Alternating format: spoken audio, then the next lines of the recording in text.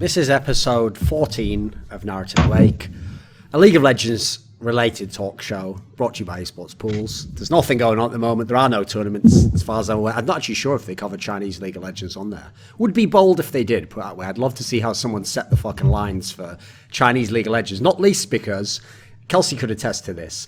Whenever it's an off-season or a third-party tournament, listen, either those teams don't try properly or those results just make no sense at any point in history, basically, because some of those are so wacky in those like third-party tournaments, right? Yeah, there's actually gonna be one in 5 hours or something. Yes. There's basically only one good team left because all of the other good teams played full sub rosters in the preliminaries. So in the semifinals, it's effectively 3 bottom tier LPL teams and Invictus Gaming. So okay. Well, I mean, it'd be nice to actually see some Chinese players playing in the nest, as it were. Little joke about the location of the tournament there. Not many people got it. A bit too abstract, perhaps. Probably should have set that up in some clever way. But this isn't scripted, believe it or not. So it's episode 14. Obviously, I'm Thorin, the usual host.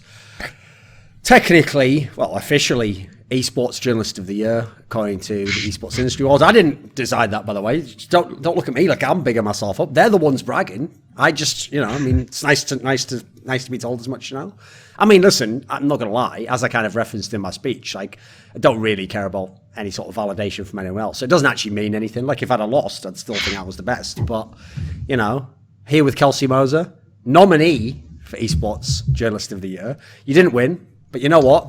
As I referenced in the talk as well, I've been through that, Kelsey. I've been through the corruption where you're better than these guys, but for some reason you don't get the votes because you don't have the same political cachet in the scene. You haven't done the same networking. You haven't cracked the right jokes at the right after party. It's okay, Kelsey. Your time will come. Your time will come in the future. So obviously Kelsey Moser, the usual co-host and co-nominee for the Esports Journalist Award, just not co-winner. See, if they'd really want to be nice... There's only one winner, Thorin. Yes, exactly. And you know that while I do believe in giving people compliments, I also do live by the code of Highlander, and there can be only one, Kelsey. You must understand that. And in many ways, the only way you can become the best esports journalist is to destroy me so thoroughly on every episode of this show that eventually you can just entirely cast me off and go on to do your own one-man show. I say one-man show there just to trigger all the feminists out there who, don't know about the etymology of the word man. So look it up if you want to learn, or just say ignorant. It's your choice. So our guest for this episode is Crumbz. And now Crumbz, I know a lot of you are thinking, didn't he used to play for Curse? Now, that was a lie because a lot of you aren't thinking that. In fact, a lot of you would just like, did he play for Curse? Was not aware of that. Maybe some of you are thinking, I remember him on Dignitas before the bad times. Sort of just right before the bad times. And then Renegades. There was Renegades as well. I won't say before the bad times on that one because... Yeah, there's a lot of bad times. Yeah, well, the good thing is it's about expectations, isn't it? Renegades was just all right the whole time. It was just fine. The expectation level stayed the same if you think about it. So it's actually a very consistent team for most of the splits you're on it. So there was Renegades. And then he moved to the safe environment of being a League of Legends caster in South Korea, where he quietly snuck in and just almost like some sort of contract killer or something. The guys who they pull off a murder that's so clean that no one even knows it was a murder. So no one even knows to this day or ever brings up Crumbz. I've never heard it ever brought up.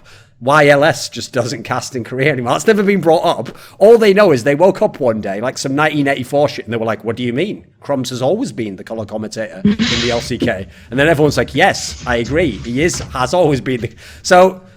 well known as the color commentator of the LCK, at least until now. Perhaps also, if I'd really been skilled at what I do, Crumbz, I would have said the same joke there, wouldn't I?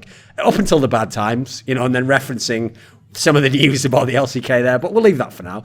But I will mention this. Crumbz also was working with, I think you still do, right? Work with that esports agency? Yes, I do. Okay. So he's doing that. He also does some coaching. So he's all over the place. Well, actually, the coaching was a complete swap. That murder that you were referencing about LS, because he was casting, I was coaching. Okay. That was a clean swap. He went back to casting the coaching challenger. I went to cast LCK, and nobody batted an eye. Exactly. He went back to saying, cut the Western shit, and you went to watching the Korean shit. So it was a clean swap, no problems, no hard feelings. I mean, to be fair, it wouldn't be hard feelings anyway. It's not like you two fucked each other over. We'll leave that to whoever indeed fucked them over. Whoever that person might be. They know who they are. So, obviously, for this episode, we're going to talk about the finals of the World Championship. And while usually people will think, it's a bit while after the finals, isn't it? That was ages ago. Well, here's the positive. First of all, as we referenced, there's been no League of Legends since then, so it's not like we're all waiting for the next big match, you know. Because as Kelsey mentioned, fucking no one watches Chinese League of Legends, so there's only her cares about that. Everyone else isn't even aware that was a tournament going on. But more importantly, actually, it's a rare example, I think, where people have had a proper chance to think about what happened in the finals, review some of the VODs at times, etc. Whereas usually, even when you do a show a few days later, oftentimes people are kind of going off like the hot take of what they saw in a live match. And I've found so many times that the things that stick out in your mind in a live match sometimes aren't that great when you go back and review it. You know, you just think, why was I so hung up on that detail? You know, it wasn't even that important. Right, so let's start here. For the final, when I did an episode of this show just before the final, I'll give credit to all the people on the show. Every person on the show, in the end, did say they picked Samsung to win the final. And then some of the reasons they gave were fairly compelling. I mean, people still did kind of like, I wouldn't say hedge because they did ultimately pick Samsung, but they did mention, you know, the classic stuff of like, oh, but, you know, SK Telecom's clutch and, you know, it is a final and, you know, the usual narrative stuff. But in general, everyone went for them. Crumbz, how confident were you coming into this final that Samsung would win? The second that they 3-0'd Longju, I knew they were going to win the whole thing.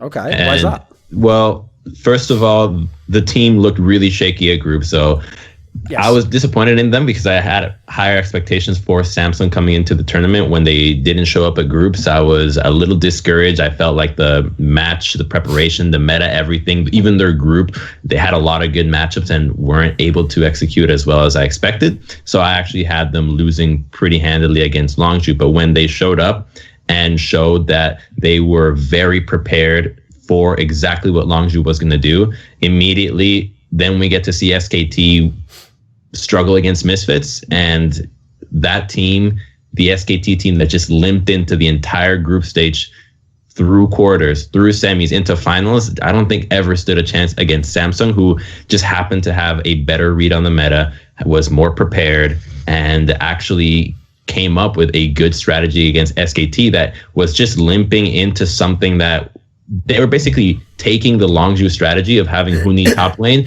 and just saying, well, it worked for them in the past. Let's see if we can isolate this player that we're not really that well coordinated with and see if he can carry. And once you have no Jace and you're not really coordinated in your attempts and you don't even scout out the fact that he's going to play Kennen, I don't think that SKT ever stood a chance.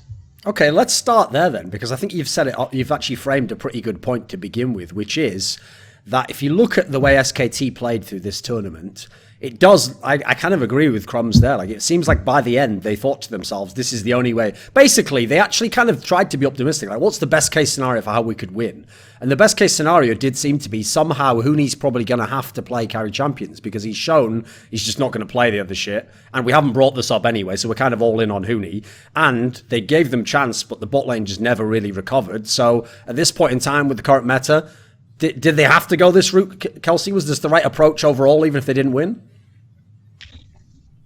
Yeah, I think that in general, the way that SK Telecom, a lot of their issues were that they felt like they had to generate pressure in bottom lane because of the meta, and they had done several attempts at this throughout the regular season, and it wasn't working. And I also think that just like balancing with Huni and the kind of player Huni has always been, like my thing is that once a player finds a significant amount of success playing a certain way, it becomes like harder for him to learn other types of play sometimes. Whereas like if you have a newer player, or if you have a player who hasn't really been successful, they will be probably more flexible in their career. But like for Huni, I think he just is so used to having jungle pressure and playing far forward, and then just like having a setup where he can split or where he doesn't necessarily have to coordinate with the team as much in terms throughout the mid game and the late game as well.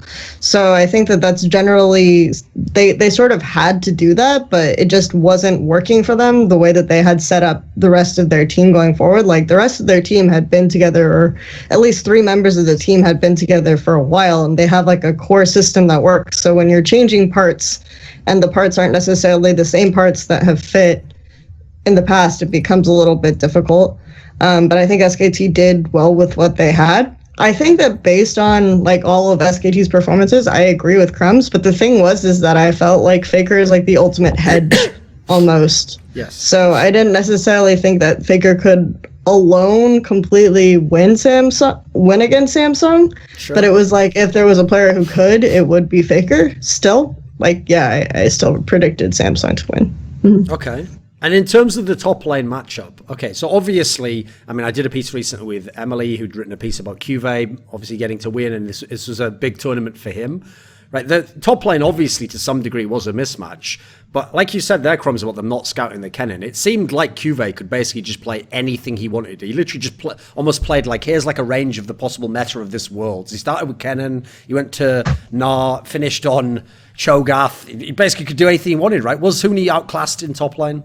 Absolutely. And I think that it all really started with MSI, where there was a clip that was released that was a really good insight into SKT, where all players are reviewing a play revolving around Huni and I think it was Blank. It was either Blank or Peanut, but they're watching a play in the top lane together and they're thinking about how they could have played this out better. And for Huni, his idea behind the play was that he messed up mechanically and that the play was correct anyways. He was just saying, oh, this was the right move, I just misplayed it. Where the rest of the team kept saying, no, you should not be taking these kinds of risks. We need you to play a different way and we can carry from another part of the map. And the conversation lasted for a couple of minutes and it really didn't end up resolving, where it was mostly people just siding against Huni and saying you just need to play more conservatively and play towards the team and not have to outplay absolutely everybody. And then when you have that disjointment with the team, you have an entire split with the struggles. Turns out he's better than the top laner. He's already struggling. You see in the Eyes on Worlds, I think, where the coach is very strict on Huni specifically. And then you have QV, who's been solid all split long. He's been playing mostly carries, actually, but pseudo carries, but like they're a little bit tankier. Camille, yes. The Kled all year long. And then now the meta happens to be on bottom lane, and then mid lane starts pick Malzahar, so it's a lot of pressure there. So he gets by scot-free. Nobody's suddenly paying attention to QV because they're thinking, well, it's the Ardent Censor. Now Crown's playing Malzahar and getting a free lane. Should we even bother with QV? And most people said no, and he just does whatever he wants. And the Kennen pick specifically is one that I saw it the first time around against Longzhu, and I said, that's an AD Kennen. I got made fun of because they were saying, no, AD Kennen is terrible. It's not a good right now. It got nerfed. But it is viable in a specific scenario against somebody like Huni, where all you need to do is just lane. You have enough magic damage. You don't actually need to be as strong. You just need to nullify somebody. And he did that every time. Yeah, I think that's a fair assessment. I think that one thing that really stands out to me is a lot of people were praising Huni in the third game in particular, but a problem that Huni has had is he's been really inconsistent when he's like split pushing and trying to generate pressure in one side of the map versus when he's grouping. And then after a certain point when he was playing Trundle, he kept like grouping when he should have been splitting, especially against Cho'Gath Sejuani. Like you should be able to just generate so much pressure, especially when he got a lot of kills in the early Dragon fight. And then he kept grouping and he was just very ineffective in the team fights compared to what QV was doing. And I think that really highlighted for me like some of the major differences between the two players throughout the series. So, but I do think on that though, in those games, especially game 3, I felt like SKT just never really knew how to play against Malzahar. And then when you have Malzahar, Sejuani, Varus, and you have no cleanses, only one QSS, you have a hard engaged composition, it forces Huni to want to group up more. And I'm not putting the blame on him. I do think that if you're Faker, why not just take cleanse? Are you really losing anything by taking that? The use of teleport came handy maybe one time during that game, and now you're forcing the entire team to try to group up into a composition that is much easier to execute against you. And that to me happened multiple times where SKT just got outdrafted, in my opinion, against Samsung all 3 games, and they were just thinking about their own issues and how to fix them, and that slipped their mind about what Samsung could be drafting, and they just got like S-tier picks every single time. Okay. So actually one thing I noticed was that in this series, SK Telecom were the ones who banned Galio every time. And obviously that was the champion that Faker played every game against RNG. What was the logic in why SK Telecom didn't want to leave it up or didn't want to go? I mean, Crown himself basically was very limited in this final, only played Malzahar. He obviously actually was one of the liabilities for Samsung throughout the tournament. What was going on in the mid lane matchup, do you think? Anyway. So I think for mid, Kelsey, go ahead. I was just going to say that I think that SK Telecom felt confident in their ability to blind Galio, and they felt like Samsung would also try to blind Galio because of the limitations of the champion pool. And the fact that mid priority was going to matter so much, and in a lot of matchups, like Galio does gain pressure, and if you have a strong jungle, to an extent, that really strong jungle 1v1 that really nullifies like a lot of mid matchups or makes a lot of more mid matchups that are common kind of irrelevant. And like we also saw in this series a lot of times, at least twice, I think, Samsung got the stronger jungle matchup, so they knew in that sense that they weren't necessarily going to get to a point where, I don't know, actually I think it was just once, I can't remember specifically right now, but they really felt like they could blind Galio and they didn't want to give Samsung the Galio option, and they would much rather just deny the Galio pick entirely. So I also think that SKT really wanted Samsung to take Janna, and speaking to a lot of teams about scrims in Worlds, Lulu versus Janna was a hot topic during Worlds. Everyone knows it, and Janna ended up winning most of the games of that matchup during groups, during semis, whatever. Janna won most of them. But during scrims, it was the opposite. Lulu would win far more games than the Janna. She has more lane pressure, she works better with engage, and every single time they let Janna go through, or the first few times they let Janna go through, they take hard engage as a response. So that to me says they're playing the answer to Janna, they're playing to what works in the scrim. But that's just like Rengar way back in 2014, where scrim Rengar is all of a sudden a god. He gets all the kills, you first pick him every single time. Same as in scrims. The Janna team in a scrim is going to be playing a lot more loose. It's a lot easier to get a hard engage on them, to execute that play. And so you're feeling confident with it. But when it comes on stage, they're not going to be making those same mistakes that a scrim Janna team is going to be making. It's going to be a lot harder to pick them off. And when you're struggling with synergy and execution in individual members, then the composition of hard engage is just nowhere to be found. And it was really disheartening to see as well when you put Faker on 2 short range carries as an answer to this champion, thinking that they're going to be able to execute, but it just never came through. I just wanted to say that, there's a bit of lag. Also, to an extent, I think that when you're getting the Lulu, you're buying into this, you're not necessarily wanting to do a team fight. And so since SKT are playing towards like Trunks' strong top, they'll want to play like more of these 1-3-1 setups and have a strong like clearing mid in the mid game. And by strong clearing mid, I mean like a bot lane duo, so the Varus Lulu would be good for that. However, they didn't get the lead or the strength on the bot lane duo for them to be able to hold mid successfully. Huni wasn't split pushing. They just seemed like really scattered in terms of doing that. And part of the reason was also that they focused a lot on getting mid control, and they weren't as successful in the early game, like with their mid and jungle, and they weren't as successful as they had been on that before, outside of like the Rise game, I think. So I think that was problematic as well.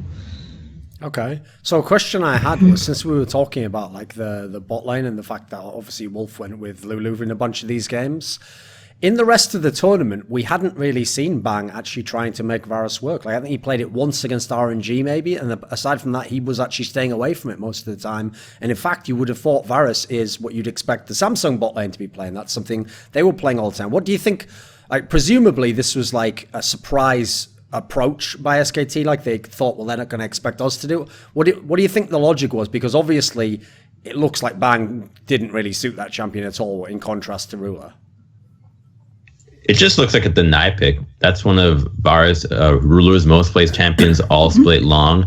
And with Tristana out of the champion pool, you're just saying, well, we don't want to let them have Varus, Janna every single time. We can get hard engaged if we take this champion. So we kill 2 birds, 1 stone, and fit our composition. And if Bang isn't up to par for being a hyper carry, we can just put him on utility anyways and have some success with that. So if you want to play top side as well, taking the virus helps with that. So I think it makes sense. It's just that Bang really was not playing well. Okay. Does this in any way tie into his problems he's had throughout the year, Kelsey? To an extent, yeah. I don't think that Bang is necessarily a strong laning AD carry as much, but he had all sorts of other problems in this final. Like, any sorts of inconsistencies he's had, I felt were just like really exacerbated. Like, he just had a really, really bad day as well. I agree that the Varus pick was more of a denial as well, because Samsung have been very public and explicit about the fact that they were learning to play around bot to adapt to the meta, because I think part of the issue is that they didn't really necessarily come to Worlds knowing specifically 100% how they wanted to play or how they wanted to approach in the meta. And then they said, in part because they played against RNG, they learned that they wanted to focus like a lot on bot and early bot pressure. So just the fact that they were explicit about that, you could see it in their games when they went for double global compositions and things like that, that I think that SKT felt like denying Varus or going for Varus would be a fundamental part of Samsung's strategy, and it just didn't work out for them. Okay, so that's obviously something that you addressed in an article where what you basically did was you described kind of what you're saying there, that when Samsung, because obviously the problem with this tournament is people are going to see, right, so the same Samsung that 3-0'd Longju and now SK Telecom lost both games to RNG, and they're going to be like, right, does that mean RNG would have won the final? Or does that mean something changed about Samsung? And so your article essentially posited the premise that actually it was losing to RNG that sort of made Samsung figure out how they wanted to play later in the tournament, which then made them much more effective. So can you kind of lay out some more of that for us? What things did they change? Yeah, so I think part of Samsung's issue, just based on observing them a little bit, is that they don't immediately know how to play the patch. So if you're playing like a long drawn out playoffs where they have to play the first or the second series, they might not do as well. And then you get to come around qualifier on like the same or similar patch, and then they're suddenly able to sweep these gauntlets. And then they come to Worlds and they have a shaky group stage both year, and then they figure out how they want to play the World patch. The World patch stays the same throughout, and then suddenly they like are a team that completely ramps up. So I think that they're very good at that. The reason why I think that the Royal group was really, really helpful to them is because they had arguably one of the best Western teams at the event in their group. They also had like probably the best non-Korean team in their group. So theoretically, this group was like the most difficult group that you can have as a Korean team, right? Yes. At a world championship. Well, so I mean, just look at the results as well, and they literally, if you think about it, they had problems in every single game they played almost. You know, they almost lost a game to G2. People don't know it, but they almost lost to Fenerbahce. Obviously, they did lose to Samsung. It's actually quite amazing how good the playoff performance is. So, in what areas did they drastically improve? I think they're drafting. So they came in and they played like kind of, they're drafting in particular. They played like a lot of losing lane matchups. So then they overreacted in the Fenerbahce game, and they played like super too aggressive early, and they even threw in Haru instead of Ambition, which to try to be more aggressive in that sense, because Haru has a more aggressive early approach. So I think that they were just looking for answers kind of throughout group stage, and you could see that like they really gravitated towards this bot-centric approach that was really similar to how Royal have been playing. So I think that that's something that they took from that, and something that they even sort of credited their experience playing against Royal to. Even Cube was really respectful talking about let me things like this. So I don't necessarily think that they wouldn't have been able to figure that out if they hadn't played against Royal, but the fact that Royal was such a bot-focused team and UZI, and they have like such a strong duo lane in that regard, I think had a large impact on Samsung in particular, and especially since Stage and Scrims, like as we already talked about with Lulu Jana, ended up being very different as well. Okay. So what do you where areas did you see the big upgrade? Then you said drafting there, Crumbz. Like in what sense does it stand out that they changed up how they drafted? Well, I think Samsung has always been the team that I at least really like their drafts, because they always get to have hard engage all the time. So they're always drafting champions that allow them to engage whenever they want. That's their thing, right? They wait for the right opportunity to strike, and so they need hard engage to do so often. Ambition played, I think, Lee Sin, Zach. He played Jarvan, which he hadn't played before, so he had a lot more champions in his pool. But what I really liked was the Malzahar most of all, because we know that Crown can play the Talia. Sure, he struggled all season long, but finding the Malzahar, nobody else really looked at that champion. Only Caps played it one time, and it's literally the freest lane, the freest thing against anybody that messes up. And I don't know why nobody ended up respecting this champion. If you ever lane against this, like if you're a coach and you lane against this, you're telling your team, I don't want any of my players near this kind of pick because it's so annoying. It's just, there's no counterplay for you to play into this pick. You can't even pick him off. Against Varus, you have your passive that lets him through. And so picking that meant that Crown all of a sudden was a super strong pillar in the mid lane that didn't have to contest any bans for the mid lane. They could just devote themselves to everything else, and it freed everything else for them that just allowed Cuvée and Ruler to do whatever they want, and it worked. Okay. So obviously in this tournament, like in the final even, Faker has just played almost everything throughout the whole tournament. He's just it's clear they tried to switch up his pick depending on the strength of the opponent. What do you think the logic was, Kelsey, of these picks they had here, where he played Cassio, what was the other one? Karma at one point, and I think the last one was... I'll double check actually. Let me have a look. It was Rise. Rise was Rise in the second game. Okay, Karma was the third. What do you think their logic was for Faker then? Because obviously coming into it, in theory, Crown should have been one of the liabilities that you might be able to get. That was your one lane with an edge, right? Yeah, I think the one thing that SKT identified was that Crown was likely going to blind pick his mid laner. He had kind of been blind picking his mid laner. He has a fairly narrow pool. He got punished for blind picking the Talia against WE, for example. But he came in with the Malzahar, and there were a few instances where it was clear, like with the Cassiopeia, that Faker didn't necessarily completely understand the trades that he was doing, or he just did bad trades, maybe thinking that his jungler would come or something like this. Where he couldn't necessarily kill like the void lanes completely, or he's following Malzahar into the brush and Malzahar turns around and then there's the jungler there and everything else that's going on. And so they really tried to pull a lot of pressure with Peanut in that game. I think it was still Peanut with Gragas in the first game, and they ended up not being able to use their bottom lane advantage or the bottom lane pressure that they could generate in that game at all, or not coordinating well with Wolf, because they were so focused on trying to get control of mid after some of the early trades went wrong. And then in the second game, they went for a better option, which I think was the Rise. If you had like the Rise early on, you had Ambition blowing his flash early on, so you couldn't necessarily impact that lane. And they actually managed to generate a lot of the pressure there. However, I think not necessarily having that good of an answer to Malzahar side laning later on was a big problem. They had some answers, and they were thinking about, okay, we're going to, and then obviously the Karma just has stupid amounts of push early on in lane. So if you're going to play like an engage support and then do the whole Misfits thing, then Karma kind of works. But again, Karma doesn't scale well. So I think they were looking for answers to Malzahar's early game, but having a lot of problems with like everything else going around. Obviously, in the third game, they picked the Tristana so that they could have like that kind of scaling and that kind of strength and that kind of pressure. But then Bang was playing terribly, so that happened. If we're willing to criticize RNG for letting SKT get Galio 5 times in a row, I think it's also fair to criticize SKT for letting Samsung have Malzahar 3 times in a row. Sure.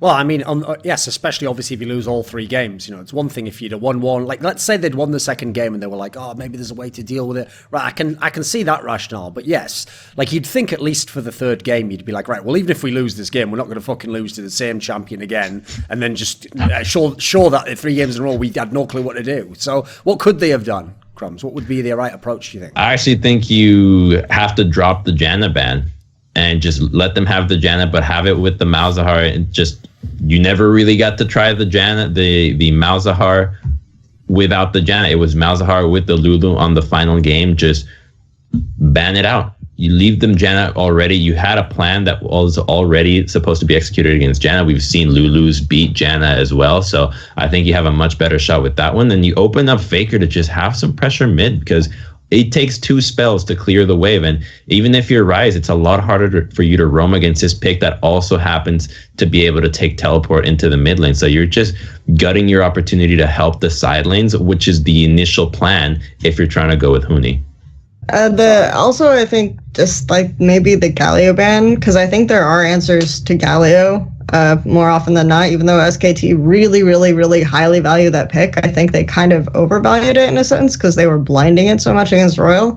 Even, I guess, the Malzahar, you can pick into Galio, things of that nature. So, like, originally, I think in this tournament, Malzahar ended up coming out as an answer to Galio. To an extent, also just having really, really strong Baron pressure and things like that. So I think that's one thing that SKT could have opened up and maybe bit them in the ass a little bit in the series, is that they did overvalue the Galio too much. Okay. So everyone obviously did criticize Bang quite heavily. I mean, actually they did throughout the whole tournament. But in the final, within the context of the fact he only played against Malzahar, did Faker actually underperform Crumbz in the final? That's a tough question. Yes, I'm going to say he did. I think he laned poorly against Malzahar with the Cassiopeia, as Kelsey was mentioning. I think the karma was a bit iffy. His Ryze was okay, but I think that typically in these positions, we're looking at Faker playing from his playoff level, which was somehow pulling more than his weight and even multiple other members. So he was just on fire from that. And compared to his playoff performance, he absolutely underperformed. Now, could he have done enough to carry the game? I don't think so. But from what the Faker that ended up reverse sweeping KT, that was another performance. Yes. Okay, Kelsey, what's your take? Yeah, I agree with that. I think though that his Ryze game was actually really good early on. The fact that Samsung weren't able to necessarily react as much to use, like the fact that Samsung were making some mistakes in the side lanes, just in terms of Wolf and Peanut's coordination, especially around bottom. The fact that they couldn't really take advantage of those mistakes meant that was a direct result of Faker having so much pressure early on with his Ryze. So I think that was really good, but otherwise I agree that he performed below the level that we had kind of come to expect of him in this tournament. So, like, I think this final for me just showed me how you have to always put as much context into thinking about how someone performed overall as you can. Because think about it this. Imagine that SK Telecom had gone out in the semi-finals, but in game 5, and Faker had played really well, but they just lost the game, right? Everyone would be like, wow, Faker was just a total god at this Worlds, almost made no mistake, amazing games all the time. But actually, in a mad way, by hard carrying his team through 2 series and getting him to this point, that then allowed him to look fairly average, and people were like, oh, even Faker couldn't do well. Like, it's like, it just shows how it's that, well, there's a famous saying we have in English where we just say, like, no good deed goes unpunished, like, by carrying his team to the final when everyone shit the bed, he also looked kind of bad and obviously was crushed by the result. Like, in this matchup, obviously another storyline is that Ambition got to win Worlds, and he was obviously a key element of making this Samsung team very good in the first place when he got here last year, right? In this final, people have known that SK Telecom, in fact, from the last Worlds on, have been running a weird sort of scenario at their jungle position where they have like an insurance jungler, and then they time when to bring that person in. And then obviously, I always assume it's kind of like a real sub in sports where, the guy coming on the field's got like instructions from the coach of like, I want you to do this because this is kind of what we need at the moment, right? For this game, they decided to start with Peanut. They didn't continue on what they did against RNG, where they began with Blank, and they did play Peanut with the old traditional way until you lose, except this time they let him lose 2 games before they brought Blank in, right? Can you in any way theory craft what the logic was to not just bring Peanut out after game 1? Like, did it just look all right in the first game? Why do you think they waited until game 3 to bring Blank in? I think that it is champion pool related to an extent, or just in terms of how Blank wants to play. I think Blank does way better when his lanes are going to be playing winning matchups and doing well sort of on their own and playing off of that pressure, which I don't think necessarily was happening in this series. Whereas Peanut will play like more of these aggressive picks and sort of try to fix like bleeding problems Yes. But so I think that that's probably why they wanted to stick with Peanut, because that was working better for them in the RNG series. But I don't know, maybe Crumbz has a better take. Like, put it this way, okay. I have a different idea behind this. So, right, all year long, it's first Peanut, he sucks, yes. You bring in Blank, and then you keep him in the second game. This is a decision that the coaching staff makes, right? The coaching staff has been making decisions with these players all year long. And if I'm the coach of SKT, I mean, I have to know deep down, we're kind of fucked. Like we're coming into this final and we have a wealth of problems. Samsung has looked very good. And every time and the reason why Peanut has been selected and starts over Blank is because I, as a coach, I think that Peanut is better, and I brought Huni because I think Untara is better. We get destroyed game one. I'm thinking, well, I'm just going to keep the better player in right away and see if something can change, because other than that, when it comes to strategy and when it comes to individual play, I think we're in not a good spot. So let's just see if he can pull it off. Okay, he messed up. All right, let's go back to the old thing. Let's see if old tricks will do it, and it didn't.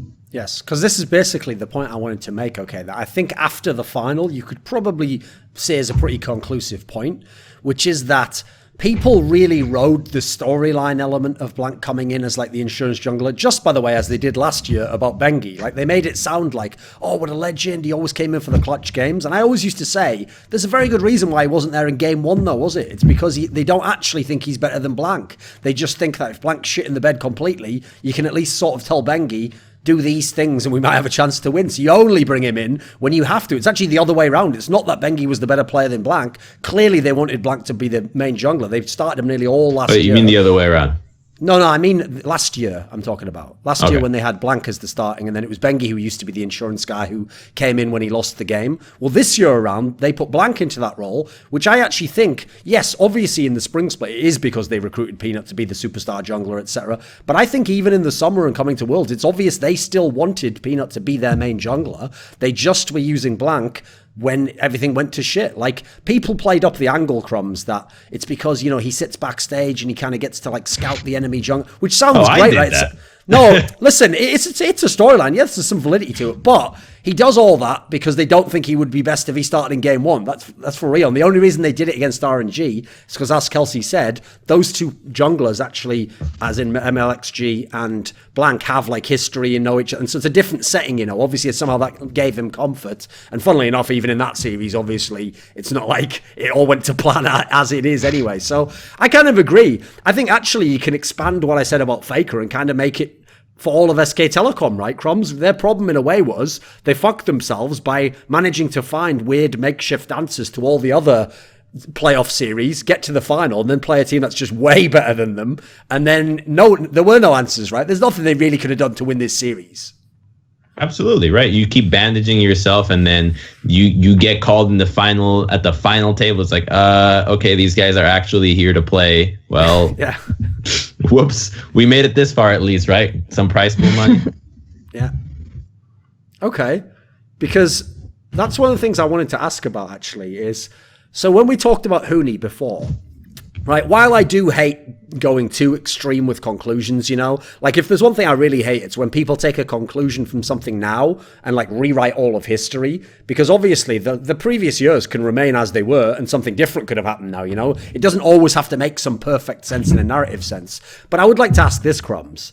So now we've seen Huni play with Peanut and with Blank, whereas traditionally he played his whole career with Rainover, who obviously had not only a very special relationship with Huni directly, but clearly had a lot of say over what his teams, Fnatic and Immortals, did on the map, and therefore could in some way integrate Huni and how he played into what they were doing. Like, he always seemed like a catalyst for Huni to be part of the rest of the team, right? Does seeing Huni without Rainover, what can you take away from that? Does it help you draw any conclusions? Obviously a higher level of competition, but even so, what would you say? I think it doesn't change much for me about Huni. I actually think it ended up being exactly as we had expected when there was news that Huni was going to be joining SKT, where the idea was, oh, he's not really going to fit in. And then first spring split, they're like, oh, well, I guess things could be a little bit better. And then as it starts to downgrade, the same issues that arose on Fnatic, which were issues with the authority. Same thing with Immortals, where the players had too much control over the team versus the coaching staff. Happens again. And then this time around, well, you're SKT. You can't just get rid of your players at this stage. And your sub player, like Blank, is also worse than Huni. So you have to keep him. So I actually don't think that Huni has changed. Yeah, you have to keep him. And he's exactly the same as he was before. It's a guy that's going to play carries. If you give him the attention and you help him get ahead, you'll probably win a lot of games. He's really good. Are you going to be the best team in the world? I don't think so. It probably needs a lot more work. But to me, the Huni just has not changed. Yes, because I mean, Kelsey, to bring you in on this, okay, one of the things I have to say from watching this is I definitely wouldn't look at this Worlds and be like, haha, that Huni guy was shit all along, like, get him out of the team. Like, I definitely would say get him out of SK Telecom, but I think this just shows that he can be a very good player, but it's in such a very, like, narrow way. You've got to build the team around him. Like, you've got to have a team that actually wants him to be a full carry and has a jungler who's going to service him, and I would hope, you know, have like a bot lane that's very stable or something. In fact, if anything, I'd actually want this team to be like Season 5 SK Telecom. If it was like that team, I'd say, yeah, let's go for it. Have him be like Neo Marin in that sense, you know. It'd probably be a decent team. What do you make of the Huni and SK Telecom mess, I would just say? I think there are a couple of things, because I thought about, why isn't this team similar in format or similar in style and setup to the 2015 SKT? Because it should be, right? In theory, you have like the same bot lane, the same mid. You have a top laner who just wants to be ganked all the time. But I think that a big difference is like slightly subtle. First, in how Peanut operates, and how like the team versus Bengi in terms of getting vision, and also working around the top laner in this sense, because I felt like Peanut had a similar situation to Huni, except like you have the Smeb as sort of more of the enabling duo, where he is like able to push out the lane very well, and then Peanut works off of that kind of generated pressure to invade the jungle and kind of like 2v1 the enemy jungler, and this is sort of how they played a lot in Rock's Tigers. And I feel like it was they couldn't, it was almost like when you were watching them, they couldn't decide who was going to make the first move and how the wards were going to get set up and how this was going to work out between the top and jungle as much. And there were issues specifically, I think, with top jungle synergy within this iteration of SKT. I also think how teams have set up communication and how they do split pushing and 1-3-1 and 1-4 comps has become like more sophisticated or more well coordinated since 2015 with Immortal or Fnatic in particular, when Huni was like really, really good at that. Because I felt like Fnatic had an advantage in the sense that teams weren't really doing that well at all. And so Huni got a lot of praise for his teleports and his split pushing and things of that nature. But at this point, like, I think the rest of the world has more than caught up. So it's a little awkward for him in this position right now. I also think there's a dynamic between Peanut and Huni that might not be as apparent. They're really young. Like, these guys are really young, and you could say that they're pretty immature as well. When you compare it to Marin and Bengi obviously a veteran. Marin, he was even on SKT before, so he's familiar with the coaching staff, a shot caller. I mean, to the point where, what is he? He's like 28 now, so, or 26, 28. So he's very much older than Huni, and that in Korea commands a lot of respect. And if you don't have that, if you're the young guy, the young hot guy that's coming off carry, top laners all the time, and all of a sudden you're asking for that, and people are looking at like, hey, who are you? Like, why are they going to listen to you? I think that also happens to drag the team down and not allow it to reach that same 2015 status.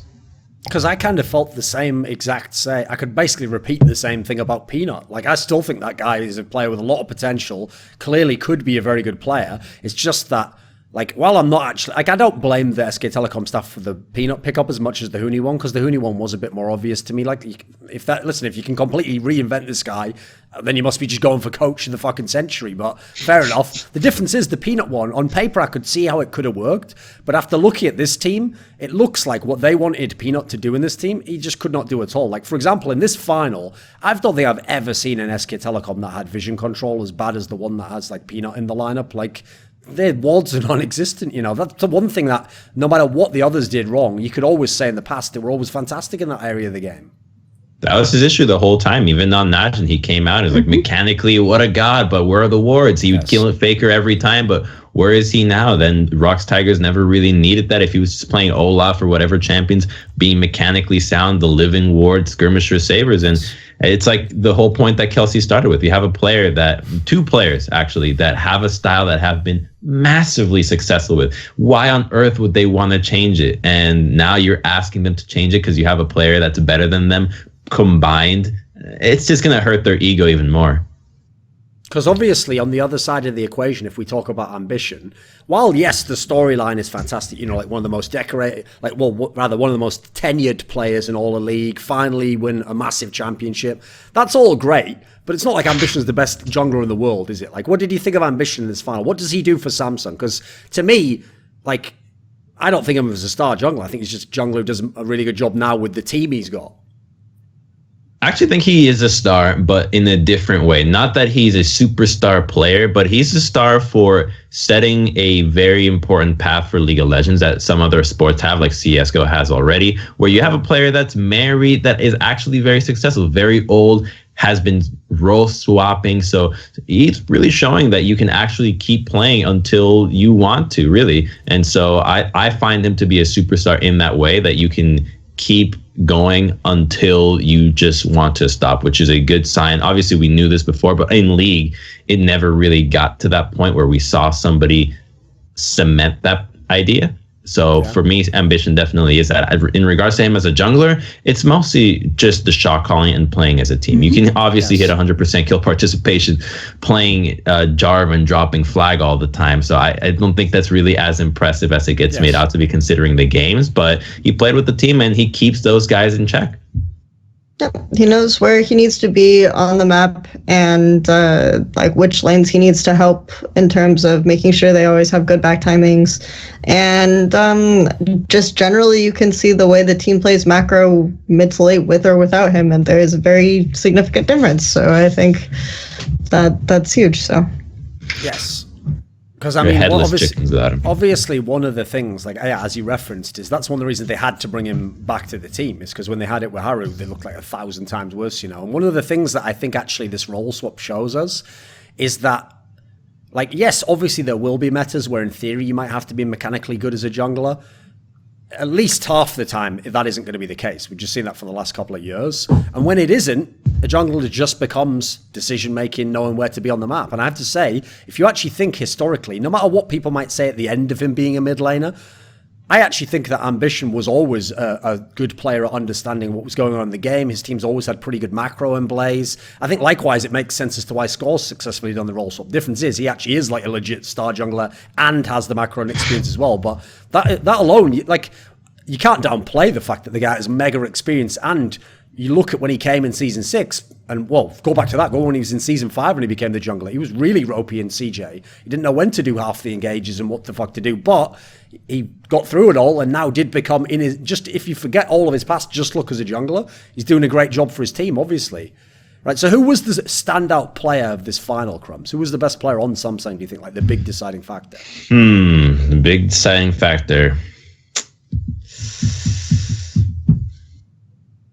I don't think there was a specific player that stands out in the sense of mechanically crazy good. I think Ruler had a lot of good moments mechanically as well, but he was up against Bang & Wolf that basically handed it to him a lot of times. So I'm going to take kind of a lame approach to this, and I actually think the standout player was Crown, just for recognizing that Malzahar was something that you could just pick and nearly nullify Faker, and they're not going to do anything about it. So you just pick this champion, and the team that says join it, you just press R, and whoever steps out, You get 1 kill, and if you have solid macro, you just keep doing it. It's quite simple, really. You literally dumb down the game, and then you beat them with experience, because Malzahar is that. I think I would give it to Cube. Not just because I think that he was really strong in terms of both setting up his flanks and also constantly having side lane pressure. I think was really, really good. And I was impressed with certain plays that he made. Like in the first game, he had a really, really good cannon flank around Baron, things of that nature. So I would give it to Cube overall in terms of both of his map sense and the fact that he knew that in certain moments that he had blown flash, Ambition had blown flash. They're probably going to come gank me now. I should probably back off. And he could identify a lot of those scenarios. He wasn't always consistent with it, but he was pretty on point throughout the series. So I would probably give it to Cube. Obviously, I think it's fair that some people were arguing for Ambition just because of the story and all the buildup and everything. But I think that if there was a series to give it to Ambition, it was the Longzhu series, and you gave it to Crown when he didn't deserve it that much. So you pick and choose what you get, I guess. Okay. Right, okay, here's a question then. Kelsey,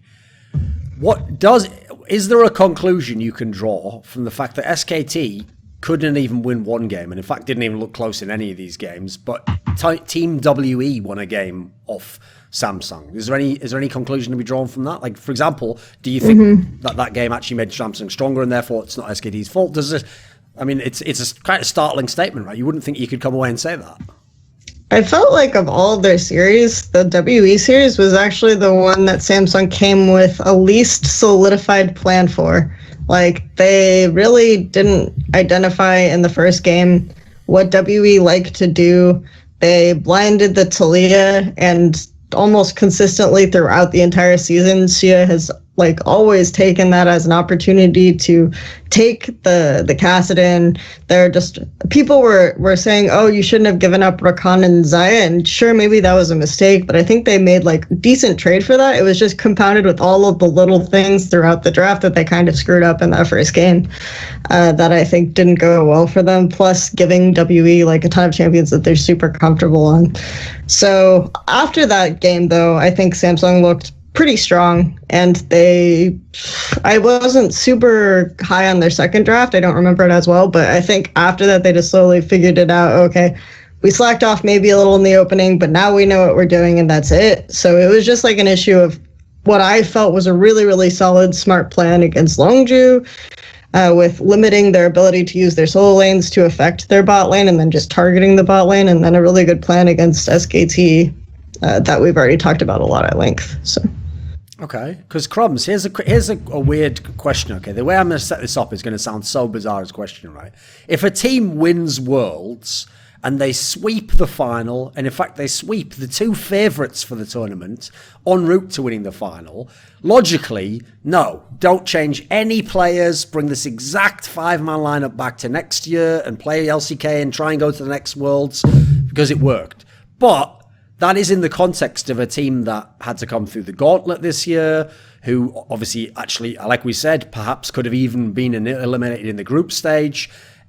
Just as context, I don't know of a single person who actually picked Samsung to win Worlds. Everyone was either Longzhu or SK Telecom, because it's SK Telecom that was in a weird way, despite the fact they've won in some senses dominantly, but then in other senses not as dominantly. What do you make of this Samsung team? Would you just keep the entire 5 together if you were the GM of this team?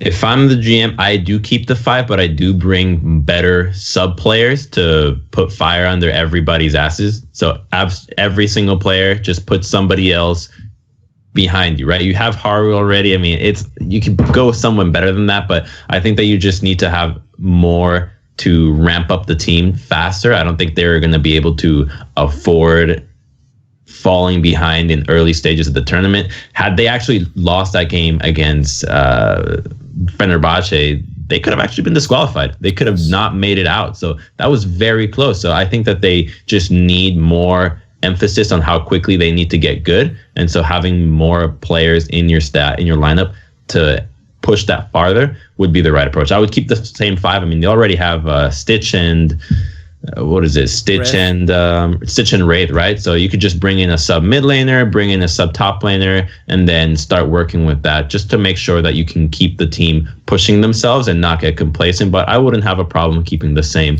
lineup as is.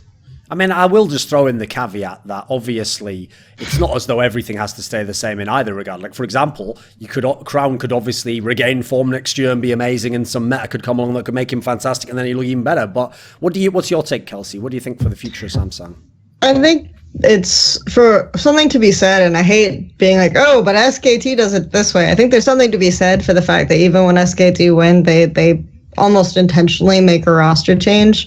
Yes. I think a certain sense of stagnation and complacency can come in, especially if you hit such high highs with a roster. In particular, sometimes eventually a change just becomes necessitated. So I also think Crown throughout the tournament was doing a lot of interviews saying that he wasn't feeling motivated. So he was like public about it and saying that maybe his only real dream left was winning Worlds, and he might not come back next year and all this sort of thing. So if you have a player who's publicly doing that, then you either replace him or you get a sub like Crumbz said in hopes that the sub thing works, and hope that your sub that you could get can just like flat out take over if it comes to that. So, but at some point I'm starting to question the authenticity behind a lot of these Korean interviews. We started the season. Fancy that. Okay. Then that Crown saying, I don't know about this split. We're so bad and nothing's going to happen. Nothing's coming together for us. The whole, I don't know if I'm going to play. This is the first time I've really had fun. And then what was like 2 years ago, Bangs, where he was saying nothing is even fun anymore. I hate everything. Winning is too much. Like, I feel like they just need an outlet to vent at some point. There is obviously some truth to it, but I wouldn't take much of their public statements to heart. The only reason I kind of add some credence to Crown here is because he hasn't really been playing like the Crown that we saw before. I think, yeah, maybe you can argue the champion pool. He played a ridiculous amount of Victor. Victor is no longer meta. He tends to have like a similar play style and a lot of things that he does. So you can argue that a lot of that is champion pool, but maybe it is like motivation based. And so that's probably the only real reason why I led some credence to this kind of statement. And if that is the case, then I think that just means if he's just saying that and he just is all of this is performance based, all of this is champion pool based, then I think eventually you definitely do need to look at mid lane options or just at least a sub. So sure. Okay, because if we go the other way, I feel like it's almost like one of those things where there's no wrong answer. If you're on SK Telecom, what roster moves do you make? I mean, at this point in time, you can basically you could probably just go the other way, right? Who do you just not remove? Just don't remove Faker. Is there anyone else you would keep if it was up to you, Crumbz? Because you always have to add in the context, right? That you are SK Telecom also, so presumably you probably could get anyone you wanted, either a rookie or veteran. Yeah, of course. Everyone wants to join SKT, but it's hard to make a judgment on roster moves because the meta is so weird, right? Nothing has been solidified. So you're thinking, do we need a carry top laner? What kind of player do we need? What you definitely need is a jungler that's willing to just sacrifice himself. So you get that kind of jungler for yourself. I mean, out of the pool that is accessible to them, I'm not entirely sure who would be a good fit, but I don't think you have a problem keeping Bang and Wolf, to be completely honest. I mean, if you could, you get a tank top laner and a tank jungler, and then you bring Prey and Gorilla. Like, that would be a dream. Yes. But I mean, if you could, you make that roster all together. But I don't think they're going to go for that. And I mean, I want to talk about this at some point, but I actually think, and I'm going to stand by this, one of the reasons for SKT's downfall this year and was streaming. I think they started streaming around MSI. Onto all members had to be streaming in that. And I know some people say, oh, it was a Zubu. They were streaming on a Zubu before. That's not the same. Everyone knows that's not the same thing. You basically get no interaction there. Nobody really cared, even knew. They started doing that, and everything started going downhill for some of the players. So if you're looking at potential replacements, you're looking at maybe even Bang. But if they have a good idea of who they want for top and jungle, I think you just remove those two again. Okay. I think that's fair. I also think one thing I want to say is that SKT's most successful seasons have been when they've kind of like started over with young players or players who they've already had in-house. So their 2013, they brought in like at least I think it was 3 rookies. Yeah. They brought in 3 rookies and 2 like players who had been kind of previously unsuccessful. 2015, they bring in like the S players who hadn't seen a lot of success, and so I think that this is something that they're kind of good at, is molding players that are eager and coming up to learn in a very quick way. But maybe they aren't as good as like reteaching old dogs, which is probably harder anyway. Yes. So I think that that's something that I think SKT could look at doing, since they have that kind of experience. Would you do SKT Ambition? SKT Ambition? I don't know, man. I think Ambition is like probably happy being like a Samsung franchise player, unless they give him a lot of money, but I don't necessarily think SKT have to do that. It would be an interesting storyline for sure, though, if Ambition like slays Faker and ends up being his jungler. Sure. I mean, the interesting thing for me is that, like, I kind of agree. If you look historically, that it does seem like they do better with either like totally unproven players or a player like as you can say with some of the ones you referenced there, where they've been in like LCK or OGM before, it's just they weren't successful. I mean, part of that you could probably say is the player himself is probably very coachable, because he's coming in thinking, well, I didn't succeed before, so I can't exactly tell this guy like do all this stuff and I'll win, because I didn't. So in a way you sort of have a rookie's mentality anyway, I think, if you join SK Telecom and you're that sort of player. Because looking at this squad now, it just baffles me that they could sort of never figure out what they wanted to do with Peanut, because I remember that guy they used to have in Season 5, Tom. He was actually a pretty decent player. It looked like he knew what the fuck he was doing, like he was doing what they wanted from him. He actually played within the team context. Okay. New deer. Doesn't matter, mate. It fucking worked. It worked. That's all that matters. And then magically he went to another team and was terrible, and it was almost like he wasn't that good the whole time. But yeah, he was well, exactly. You've just made my point for me. So they took a player who objectively was not good and made him work in their team and won loads of games, and then he never was heard from again. I don't think he was actually I do think a lot of Tom's success in SKT actually came at the hands that he was playing Udyr that was actually very good, and he was very good at the champion, and nobody else was doing it or knew how to deal with it. So I think you put some of his success just on the champion. But I mean, if you contrast that to a world in which you have to put Peanut on Gragas and Zach every game, I don't want to see that many games. It's like, it doesn't even play into anything he can do. So you're just sitting there going, well, what is he going to do this game, you know? They just doubled down on the same kind of personality. They didn't have the same kind of personality and play style, and it's too much to handle for 2 people. Yeah. Actually, the one thing I do wonder about is, like, I agree, in theory, you probably do just keep Bang and Wolf and assume, like, let's hope they just pick it up and next year's better. But it does seem like Bang did almost disproportionately complain a lot this year. Some of it tied into what you're saying now. I think Crumbz about having a stream, and it was obviously, like, pressure clearly got to him this year. Before they'd lost, by the way, you know, after they were fucking champions and they'd been MSI and stuff, this guy seemed to be cracking under the pressure in some way. Give me some of your theory then.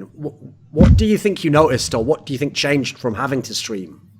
Well, first of all, this team's never really lost, right? They lost at Rift Rivals, and it was a pretty tough blow for them as a whole, because they received a lot of flack from the community. And I mean, you play for what, 4 years, and every single thing that you read it for the most part is, oh, I'm a god, oh, I'm great, we win all the time, 3 World Championships, I'm the shit, like, this is gonna be great. And then all of a sudden you lose one. That, worst of all, that loss wasn't just a regular tournament. It was a tournament, the first time that they decided to make a tournament and have actual regional pride involved. Yes. So now, not only did they disappoint their team and themselves, all of a sudden, all of Korea is now like, oh, what? You guys dropped the ball. You guys disappointed all of Korea, even though they've made them proud for 3 years in a row. So that gets to him.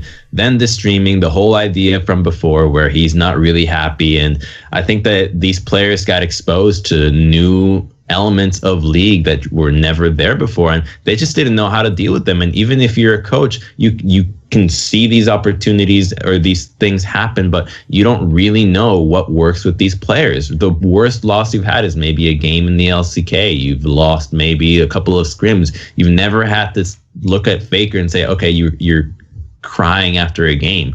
What do we do now? This is such a new territory that I think nobody knew how to handle that. And so it just got left on the side and saying, all right, well, we hope it figures itself out because we've never been in this position before. Teams that win will always win and struggle when they lose. And teams that lose all the time also struggle to find a win. Sure. I mean, I have to say, by the way, in the context of that Rift Rivals thing, you probably don't know this, right? But we had Clement come on, Clement Chu, the LMS expert. Oh, yeah. He came on and he said, I'm aware. Yes, he said this comment, right, where he said that his theory, and by the way, he was obviously being like mildly facetious with the statement. He just said it seemed like the Korean teams didn't really care, as in how they'd practiced and, you know, how much effort they put into adapting at the tournament and scrimming, etc. And if you looked at the results at the time, it already is a pretty valid theory as it is, you know, obviously it made a lot of sense. And then you look at the context now of what's happened at Worlds, etc. Like, come on, C. Carter from SK Telecom. I'm calling you out, bro. Like, come the fuck on. Like, trying to claim that, like, this is nonsense. We tried our hardest. Like, I realize your name's C. Carter, so you obviously think of yourself as Coach Carter. But you are no Samuel L. Jackson, my friend. You are just a guy who stands behind Coma, who stands behind Faker, who just receives the glory. So just stay in your we have a saying in America. I'm not from America, but Crumbz is, so stay in your fucking lane. What? You sort of are. Well, you're technically from, like, where is it from? Like South Chile, America and Canada. Via Canada, via North America. Okay. The United North States America. is hat. But That's yeah, where. you well, let's hear your American quote. But you had it. You almost had the opportunity to say, "Cut the Korean shit." I could have, yes. I could actually. That's nice. Well, in interviews, definitely they should. Except, I don't blame them because it works. By the way, it works every time. All the stuff they do in interviews, what you were saying, Crumbz, works. Because what happens is, naive Westerners go, oh, this thing Koreans have just said must be true. Let's all adjust our mentality and expectations as if it was true. And it's like, do you know how propaganda works? Is this for real, guys? Like, are you looking at any of the results matching up here? They're outgaming you all day long. Well, I do know how propaganda works, and I don't think a lot of the players do, but you're mentioning that they didn't really try at Rift Rivals, right? That was the whole thing that Clement was mentioning. Mm-hmm. But I think another element for SKT that might be overlooked is this team has never had a break. This team doesn't actually get to play breaks. They've been playing for too long. I don't think many teams actually wanted to play in more tournaments that don't have much value attached to them. That's the funny thing, isn't it, Crumbz? Yeah, Rift Rivals is like the IM. Even though on the surface, you're absolutely right. Like, if you say that, like, we're going to do a tournament and it's going to be basically China versus Korea, do you care? Well, obviously do. Like, you can't, by the way, say in an interview. This is why it was such a stupid comment by the C. Carter guy. Even if he himself, the second the mic went off, went, of course I didn't care. I don't give a fuck about that tournament. He could never say that publicly. Therefore, it was stupid to even address it, you know, because you can't say if you hadn't have anyway. Because Korean fans would go utterly mental if you said that, like, you didn't care about a tournament where China got to beat you. But even more so than that, I absolutely agree. Take out the premise. And as a tournament, yeah, no one was that hyped about that tournament. It kind of was just crowbarred into the season. It wasn't really like enough prestige where you'd go ham on it. At the same time, it's happening where you'd much rather win the LCK. If I gave you the choice, like, win the Rift Rivals or win LCK, you'd obviously just say, well, fuck the Rift Rivals. Like, I'll just give me the LCK right now. So no one really cared.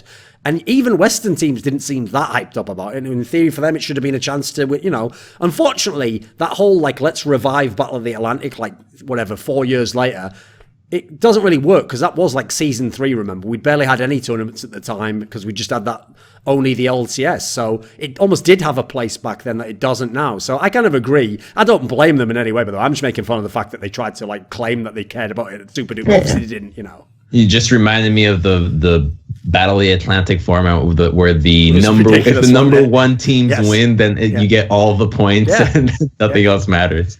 Yeah, it was brilliant, wasn't it? So NA actually won, even though obviously they should have lost that one, if you remember. Oh, yeah. Sounds part familiar. Of the winning team. Because actually, that's the thing. Whenever everyone always says every year we want more international competition, right? I agree, but unfortunately, Rift Rivals, if anything, is just getting in the way of that. I'd say take out Rift Rivals. Like the idea just doesn't really work. Personally, I know no one's going to be on board with this. I would just take out All Stars too, because to me, while yes, it's fun, you give back to the fans. In League, you've got a limited amount of space with these massive seasons. If you want to actually have an international tournament, you've got to kind of clear the deck, We've got to have just LCK and LCS and then the internationals. You can have MSI and then I think you could have one other one. And then I think that would be enough personally because MSI already has its own special value because you have to come number 1 to go there. So it's not like number 2, number 3 would be going anyway. But I think if you had another tournament where somehow like 2 or 3 teams from your region got to go there, and it was properly international, I think that would be the way to do it personally. You don't have to make it as important as Worlds. It doesn't have to be like CSGO where, each major is just the World Championship. You can still make it lesser value, but it's got to be more valuable than Rift Rivals, I guess is the way I would frame it. I think part of the Rift Rivals thing is just the really kind of cheesy format of it where they're trying to ham-fist it into NA and EU, which I think is and LCK versus LPL, which it's weird because it's like, yeah, maybe the LCK teams didn't care that much, but the LPL coaches literally and teams didn't really talk to each other or coordinate before the tournament either. So, it was just like a lot of not caring or not focusing, and then both of these formats were really odd. I think if you just had like an NA versus EU idea, and then it was more of just a tournament and you had like these sort of points in the background, but you had like a better structure, a more rigorous format that actually pit like these teams together if they deserve to be pitted together, then I think that might even just be better, right? Like you can have this kind of theme, but you don't have to structure the format so that the theme carries the tournament. Okay, give us an example then. What would be different if you took over Rift Rivals? I mean, if you don't want to do something where you have like the top 3 teams, you could even do the same amount of teams or the same kinds of teams where you have the top 3 teams and you could still have the best of 1 group stage, but don't make it like just EU versus NA. You can like seed a couple of NA and EU teams into separate groups. You could have this kind of thing where they're playing against each other, and then you could have like a proper bracket. If all of the NA teams end up winning, then you have an NA bracket, whatever. Like, yes. It's fine. I think that's fine. Yeah, I see what you mean then. You just take the 3 teams like you did there, but you just make it a tournament, basically. You make it a tournament, and then if NA ends up like beating all the EU teams in their groups, region. Yeah. Okay, I like that. That's a good... still Rift Rivals. So yeah, the premise still remains. You just you took away the awkward, like structured element of it, which part of the reason why that didn't ever make sense is because even if everyone had not cared just as much and the exact same format had happened, it would have meant a fucking lot more if like Team WE had won the version that had like the Korean teams in rather than just Team LPL, that would have meant a lot more, I think. Yeah. Okay. Crumbz, what would you do? Do you think you need another international tournament? Are you fine with it as it is? I mean, All-Star, okay. Oof. Yes, we do need another. I would say this, okay. Let me ask about the All-Star topic. Let's just ask about that first. Because here's the thing, right? I do definitely understand why people think it's important and why Riot wants it, because it's a fun thing and it's for fans and fans get to interact, etc. The problem is, I feel like League of Legends, by the way, we have the same problem in CSGO. It's actually, right, okay, actually I'll contrast it like this. In most actual traditional NA sports, all-star games aren't that good. Like actually in the NBA, they've just had to change some of the formatting elements of because basically at the moment, like it's getting mega one-sided because of how the conferences work in basketball, for example. Famously in the NFL, obviously, like how good can the Pro Bowl be? You don't play with that fucking quarterback. How can you know the routes that you're going to run? It's kind of just an exhibition on the most basic level, right? And I would say League is one of the worst esports games to have an all-star format in because you don't play with these other people in your team and you don't know any of the context of what they're going to do with, and the meta could be totally different. So there's just so many things could go wrong. It's hard to actually get some good League of Legends out of it. It's kind of my point, Yeah, so for me, All-Stars should actually be what it is for the NFL. Just give the players a trip to Hawaii, a little vacation, and just go out there, because when you can look at the game competitively, and I know they're trying to make it more competitive this time around, and it might have more relevance to it when we see it, but you're playing players that they don't even know what they're doing next year. They're just going overseas again. It's going to be tough on them every single time. The year continues. And so the value, where is the value, right? You have, at least for me, when I remember the NFL, you just send hey, you qualified, you go play in Hawaii, and people watch, and you can go take a trip to Hawaii, watch these guys play out. Everyone's having a good time, as opposed to having to maintain the same competitive mindset all year long that I just don't think, as you say, is as fitting as it is. I mean, maybe this time around the patch remains consistent from what it is at All-Stars, and it actually serves as a precursor for what the season is going to be like. And sure, that'll be cool, but there's not going to be coordination anyways, right? There's not going to be a lot of preparation behind this strategy regardless. You're not going to have, I guarantee you, the All-Star team isn't rapidly scrimming and figuring out strategies to somehow win, right? They're probably just enjoying their vacation still, coming off of Worlds. And so whatever comes at All-Stars is just going to be a slight indication for what's to come, but by no means will it be the way the season is played, and so the value decreases. Sure. So okay, then, well, I interrupted you before. What would your premise be for, you want another international competition, I assume? Yeah. Well, I mean, where would you fit it in, though? I guess, because that's my problem. Yes, that's a problem, certainly, yeah. I think Rift Rivals and MSIs together. Idea of taking a week out of regular season is fine, like the way that they have it. Obviously, I think from that perspective, it really restricts the kind of format you can have, but you can even have like the old sort of MSI, the first MSI format, where it was only 1 week and you had a sort of just the semifinals, you had one round robin. Yes. If you wanted something like that, you could do it, and then, but not expect teams to like super hardcore prepare. It's just like it's a competitive event. It shows off what teams have sort of been working on coming into the first week of the second half of the season. It's travel, yeah, and it takes some time out of the regular split, but you don't necessarily have to come in with this expectation that they've super hardcore scouted the other international teams. I guess, like, I think that would still be something that's worth watching. Obviously, you have the added strain of travel, but again, you have that kind of thing in a bunch of other esports, so maybe it's not so bad. Okay. Well, I mean, you also have, I like the idea about taking out weeks too, though, that you mentioned, but because how long is this tournament for Worlds if you count the... Like a month and a half or something, wouldn't it? Yeah, if you count the play-in stage, it was insanely long. I mean, yes. I've been to World tournaments for sailing, and I mean, that took like 2 days. That doesn't really take too long. I know that some other games and sports take a little bit longer, but I just feel like the time that ends up put it this way, consumed. Crumbz. So in Counter-Strike... Oh, I know why it's done, though. I'm not complaining. Sure. I just think for the future. But I mean, put it this way. In Counter-Strike, okay, over the years, we've expanded the number of days that a major takes in Counter-Strike. It still only takes about like 6 or 7 days.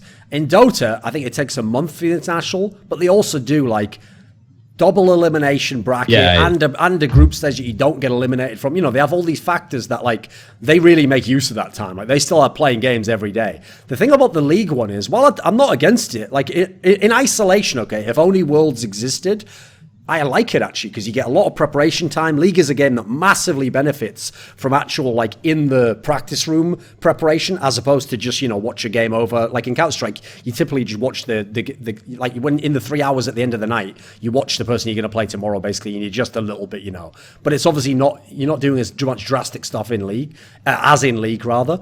But I do think that if you're going to run a tournament for that long, and then have two splits of your domestic league, well, yeah, you have got no more time left in the calendar unless you want these guys playing 12 months a year, and I don't want that. In fact, I think they should get a minimum 1 month off. That's why, in a way, I also don't like All-Stars, because it's like, what, you're going to eat into that as well? Like, some of these motherfuckers, if anyone went MSI and Worlds, when's this guy getting a break, you know?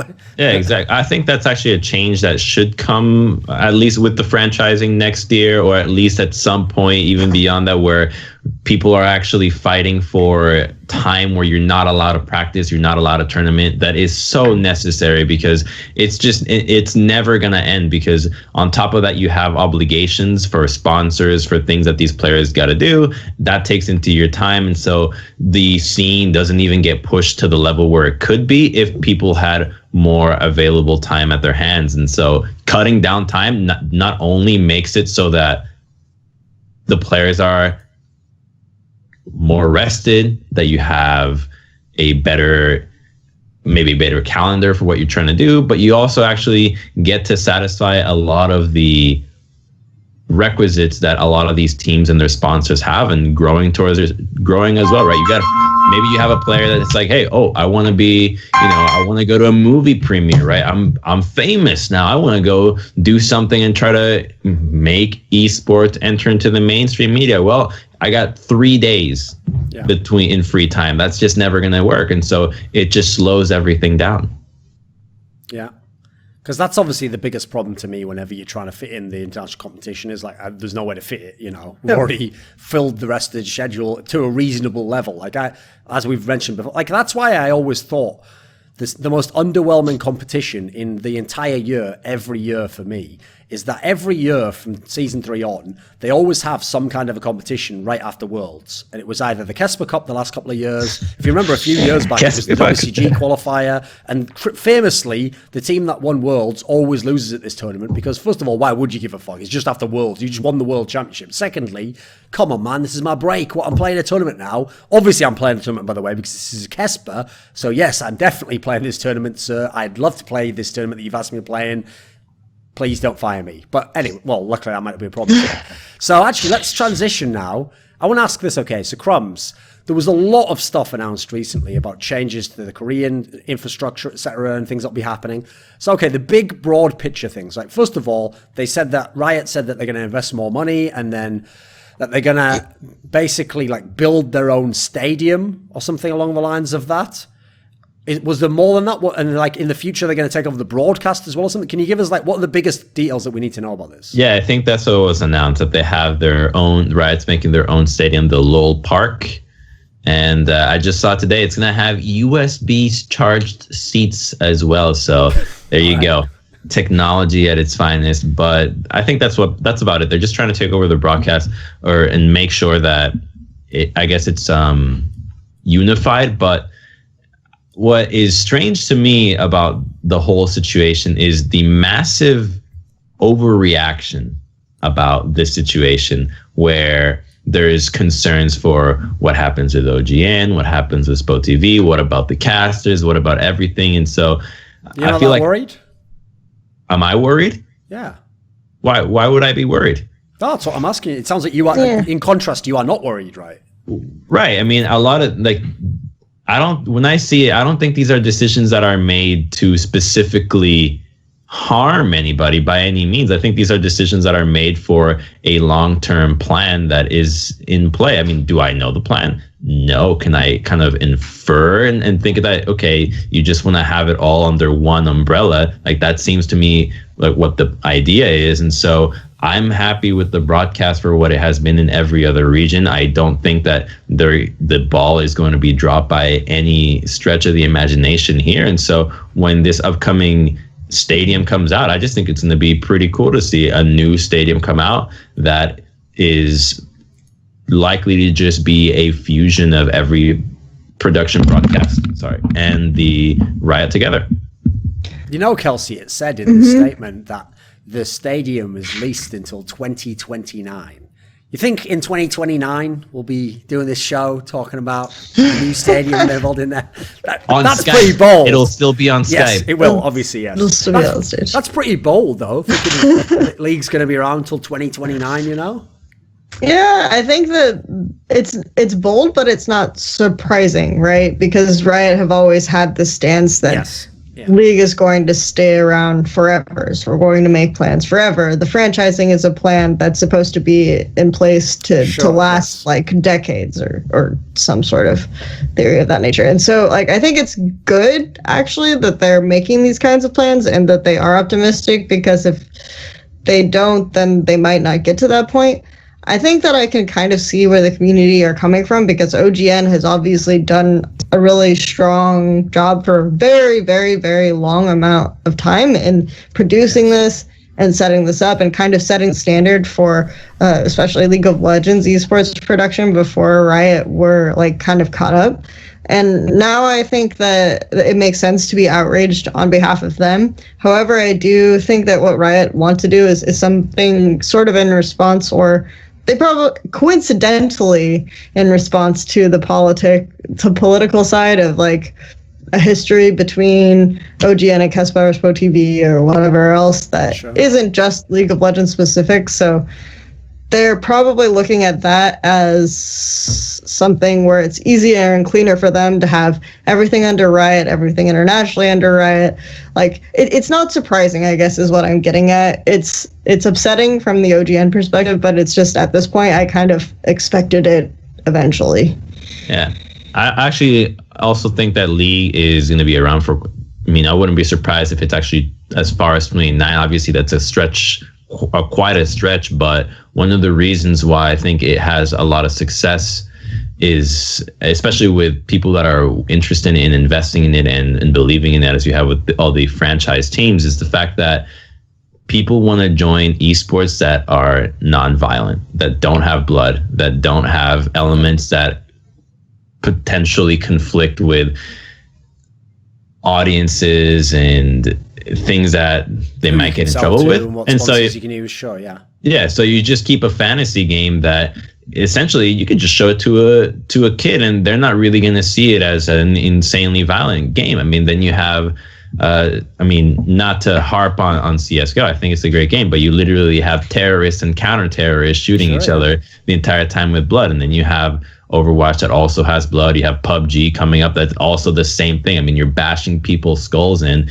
And then if you're looking to invest in an esport, you've been hearing about this thing, then you're not really going to take the risk with anything else. You just say, well, we're just going to go with League. I think another reason why League will be long-term successful is the partnership with Tencent. But at the same time, like, I'm kind of curious, because one of the concerns for League that I've heard is that esports games are sort of moving away from the MOBAs with like all the itemization, all of the things you have to explain. The minions do this and this and this before people even start buying into using League of Legends as a viewer experience. And so that might like hold it back from a broader audience. And so games might develop in a way that removes some of those elements. Like, I was kind of curious what you guys thought of that type of situation. Okay, on that front, though, the big problem with that one is I kind of agree. Like, here's the thing, okay? Say you were someone who was a game developer and you said, right, we want our game to be a big esports game. And then from that, we now understand there's this whole business plan where you can actually make money from the esports side and you can build out a tournament circuit and you can get investors. And right, the problem with all of that is that actually Blizzard and Overwatch are the ultimate example of why that might not actually be possible, because Blizzard did step one of the process perfectly. They made a game that was a new type of game. Therefore, it's not directly competing against League, which obviously is one of the reasons, by the way, why no one makes MOBAs now, because you can make all the MOBAs you want. But if everyone who plays League of Legends stays playing League of Legends and everyone who plays Dota, well, who the fuck's playing your game? Like, your target demographic plays someone else's game. So it's the same reason, by the way, where you won't try and make a Counter-Strike type game. It's going to be hard to get people to switch over. The brand loyalty is going to be ridiculous. But more than that, so they managed to make a brand new type of game that became fantastically popular as a casual game. Everyone was playing it, including Koreans to a massive degree. Their problem is they then couldn't do that at the same time as making it super viewable and amazingly easy to watch and not have any, that's the problem, because actually Counter-Strike is very unique in the context that it's very easy to watch, but yet a lot of people play it. Because I would say, for example, one of the easiest games ever to watch is actually Quake. It has even less to understand than Counter-Strike because you can play it in 1v1 mode. So you can just start to learn what this one guy's doing. You don't even have to know what his team's doing. Problem is, they have a new version of Quake out. It's not very popular. Barely anyone watches it. So I feel like the big problem in that issue is you have to almost pick one direction to go in, and then you're working your way back to the other direction. You can't really make the game that's super popular as a casual game, but then is amazing to watch. So that's so hard to do simultaneously. I wouldn't know how to do that. I think what happened with Overwatch as well, especially with the release, I mean, you mentioned they made a great game, but I think the timing of it was unfortunate with the audience, because it's a developed audience that is now used to streaming. It's used to games that are competitive as an esport. And it's an audience that kind of takes itself a little bit more seriously, and so it actually makes the game very much, I mean, a lot of people complain about it, balance, toxicity, the whole thing, people yelling at you every single time, and that didn't really happen when League first came out, right? You don't have people just yelling at each other constantly. It was a much more lighthearted environment, and so I think that it has, like, well, the game is there, it just wasn't a game that came out in a time that suited the audience and the way that their behavior is. And so I think that ends up dragging it down. And then when you have the pro players constantly complain about game balance every time, and there's nuances that frustrate people, it just makes it a lot harder for the game to continue to stay on top. And in the end, people are just very petty things affect them. And so when you have a game that gets plagued by petty things affecting you, you're not going to enjoy it as much as something that does not. Because actually there's a factor involved in this, which I can tie back into Riot making this sort of long-term commitment to Korean League of Legends, which is that actually Korea is in theory the safest region for Riot right now, because obviously we know the NALCS is directly competing against the Overwatch League. It basically is head-to-head with it, even though the Overwatch League says it's a global league, etc. I'll just tell you right now, it has 3 franchises outside of North America, so forget that notion. And then you've got to add in the franchise that's from Europe is just Cloud9. The franchise that's from China is the distributor of Overwatch in China, and the franchise that's in Korea is not a Kesper team or a team that has an esports history. It's a Silicon Valley guy who bought the team. So actually, basically, in terms of esports, NALCS is competing against the Overwatch League. Korean League of Legends is home dry right at the moment, right? Yes, Overwatch is a very popular game in the PC bangs, but its esports side hasn't transitioned as much. And it's actually especially notable that Kesper has still not entered OGN Apex. They have not entered the Korean Overwatch scene at all. They haven't bought a single team. And so basically you're in a scenario where they don't look like they're not going to as well, because it looks like they were waiting for the Overwatch League thing to see what happened there. Obviously, the spot that's in Korea is not a Kesper team. Then you've got to throw in that Kesper's obviously having their own problems at the moment right now. So this is where actually I think League's position in a weird way has been strengthened just by like sort of the competition falling away. Now I will say, as an outside shot, I actually do think in a bizarre way, this is going to sound weird, but while I personally think that PUBG as an esport is a fad in the West, I actually could see in Korea it having a little bit of impact, because Koreans really love stuff like game shows. They love like wacky formats and fun things. So I could see that being the one region where actually having this format, you know, where 100 people play down to 1, I could see them actually getting into that, you know, and not caring that it's not the same player every time, and it's not the professional element isn't as big, you know. I could see that still catching on and being like something you could broadcast on TV, for example. Because if you ever go to Korea and you watch OGN, like, you know, yeah, they have OGN champions on there, well, LCK now, but every other show on that channel is totally lighthearted. It's just fun. Like, it's the same people who are the casters of OGN playing a stupid solo queue game and being like, what am I doing here? And like the women who do the interviewing, people might not know this, the women who do the Korean interviews, the ones that they translate, they have their own shows on these channels, and they'll like stream, or they play like a variety thing where they'll bring in like a comedian or a fucking pop singer, and then they'll play League, or they'll play another esports game, or sometimes not even esports game, a mobile game. Like, I could actually see in a weird way, PUBG is the only game I can think of that would have any impact, and even then, it's not going to take over and have a full league that would probably oust the LCK. So at the moment, I kind of think League could last a long time in Korea. It reminds me of what happened with, first of all, what happened with StarCraft Brood War. The reason that ran forever is they could never replace it. So many people still liked it, so many people still played it, which is still the case with League, that there was never anything that could sort of kill it completely. It was only, I mean, this is a whole separate topic, but it was only basically killed thanks partly to Blizzard and it wanting StarCraft 2 to take over and them just doing a deal with Kesper, basically. That's kind of why Brood War died. And by the way, Brood War right now, more popular than fucking StarCraft 2 when it came back with the ASL tournament, which it currently has. It actually has better numbers than you'd get for GSL, etc. Well, the mods in Korea are still really popular, just like PUBG. Yes. in the PC bangs. You just go down there, you play some mods with your friends, and I mean, I even did that when I was in Korea as well. It's actually way better than just have some fun with some Marines. Well, actually, that's a topic that you touched on there, which I would throw into this, which people don't think about, which is that's another thing, right? The original esports games all came from the fact that the game was really fun to play with other people. They then became esports if they were like appropriate, basically, if they could be an esport. Well, one of the weird things about the modern esports games, actually StarCraft 2 was the first one to do this, is that the modern esports games that were designed as esports games don't have any of the fun community casual elements. They go too serious. They're like, well, I'm only an esports game, therefore here's a mode, and this is what Faker plays, and this is what you play, and if you don't like this, get the fuck out. It's like, come on, mate, you've got to make a mode like 99% of the people who play Brood War don't play a fucking 1v1 and try and go up the rank in the ladder, which there wasn't even in Brood War. I used to play like basically on IC Cup.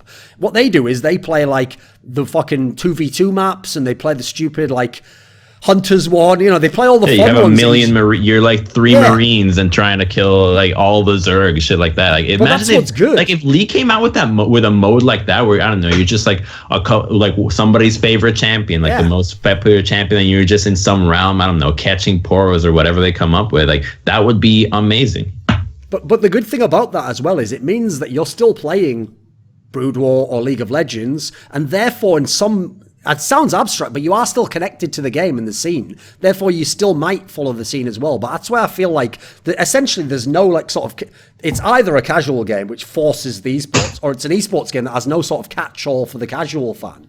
I mean, obviously I could be incredibly rude here and say that the genius of League is it wasn't an esports game. It was a very casual game that somehow then built the esports part on top. But then would you say then that efforts are better spent instead of trying to develop a new game, but trying to develop specific elements about League and modes to just further enhance that game, to open itself up to more casual elements as well, as opposed to having just like, oh, we're balancing this, like, oh, here's a game mode where that's available all the time, right? That would be a good idea. That stuff like that, right? It's a good way to get people jazzed up about it still, make it like, rather than build a new game, I would do that personally, yeah.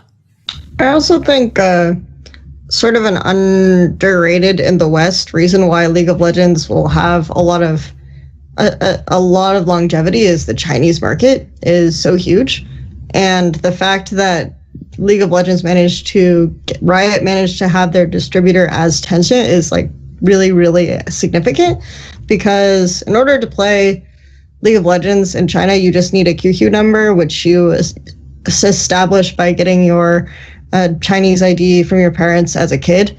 And then, of course, like if you're playing these other games, you actually just need the Chinese ID. So it's a lot easier to get the Chinese ID for a QQ number, because you're doing like, oh, I need it for my email so I can talk to my teachers and do my schoolwork and things like this. And then you use the QQ number to play the games. Whereas you ask your parents for your Chinese ID to play Dota or something, they'll say no. And this is why like League of Legends will always be so much more significant compared to non-Tencent games within China, that people are saying that the only things that would ever be able to oust League theoretically is if we move away from PC. Like if you go to a mobile game, or if you go to like virtual reality, and that becomes the next big thing, is like really the only way to manage to that people can foresee that League will not be like the biggest esport in China in the foreseeable future. So. Sure.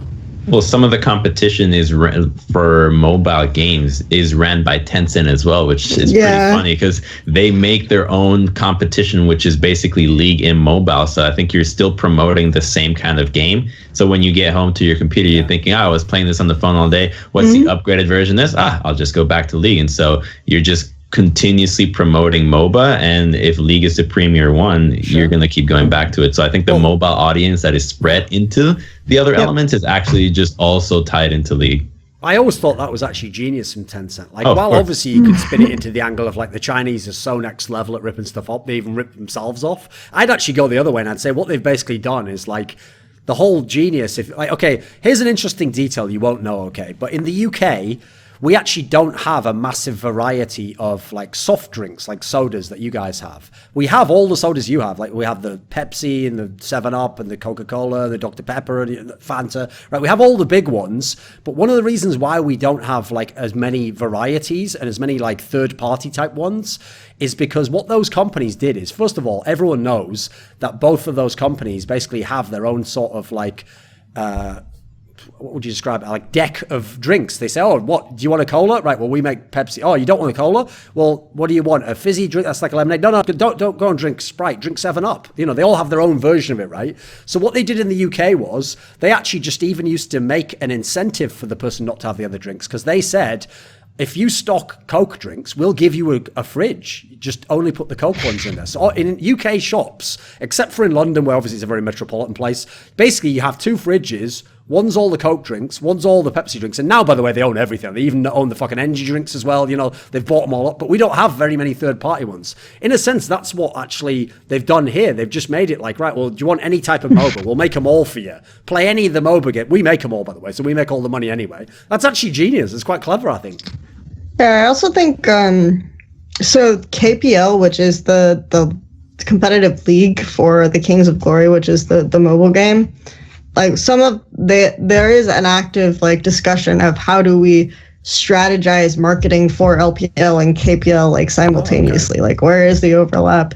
What notes do we hit here while competing with this? Like, how do we make sure each game has their own like niche or type of viewer base that's specialized, which I think is really an interesting conversation that's ongoing. And I think that it's really easy to do that because like KPL has all sorts of different marketing techniques where like, oh, we can partner with Samsung for this event. Oh, this is really cool. Like this kind of situation. You know, I think that game also, I saw an article where I think the Chinese military deemed that game as the #1 threat to its entire army because everybody was just playing it. That's just such a big distraction. Okay, I have a question, Crumbz. So one thing they also said was that LCK will remain best of 3, whereas obviously we know NALCS is moving to best of 1. What do you think of that? Is that a plus for LCK?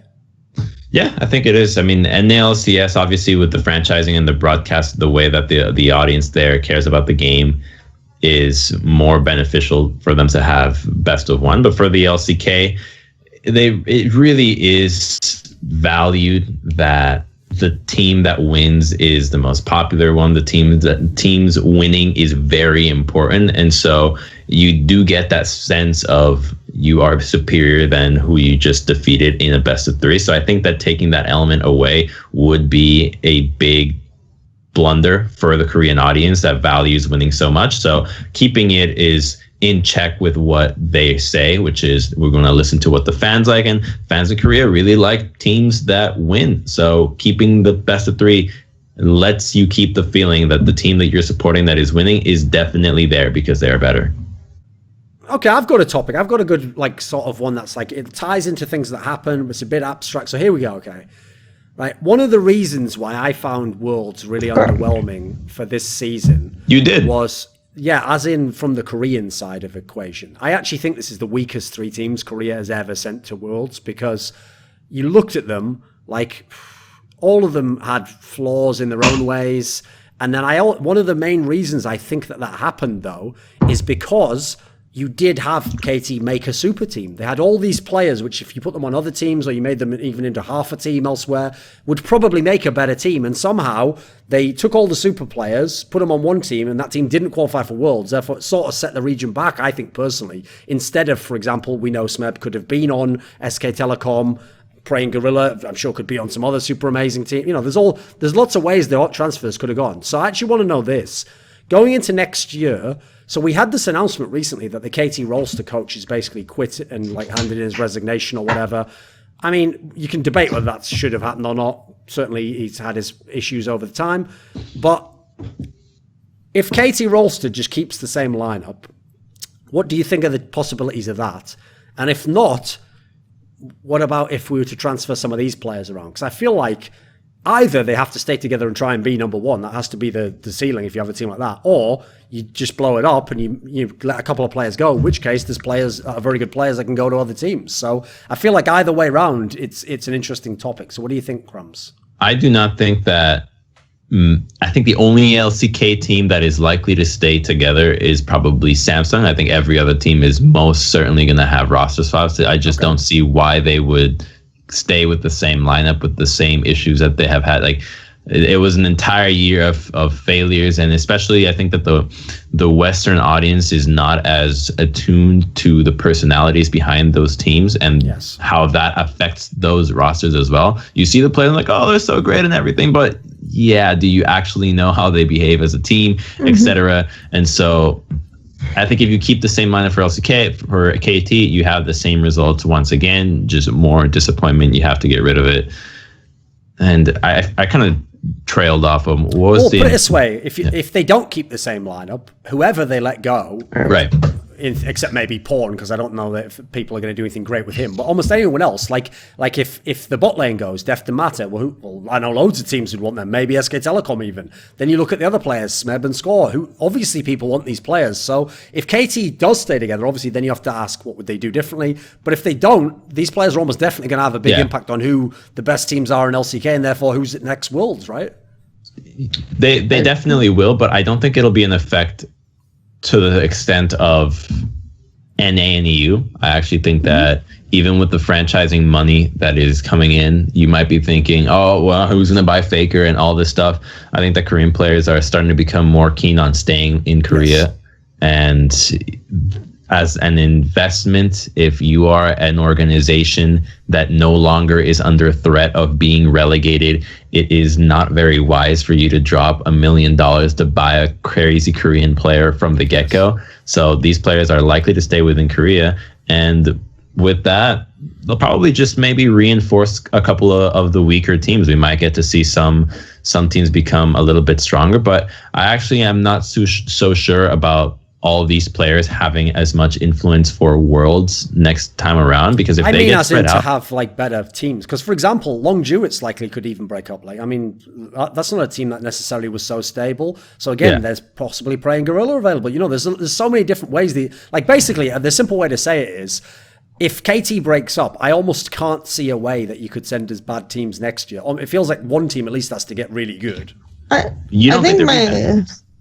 think my contention here is that 3 of the players that KT took back weren't in the LCK sort of group the year before, right? You didn't have Pawn, you didn't have Deft, you didn't have Mana. They were in the OPL.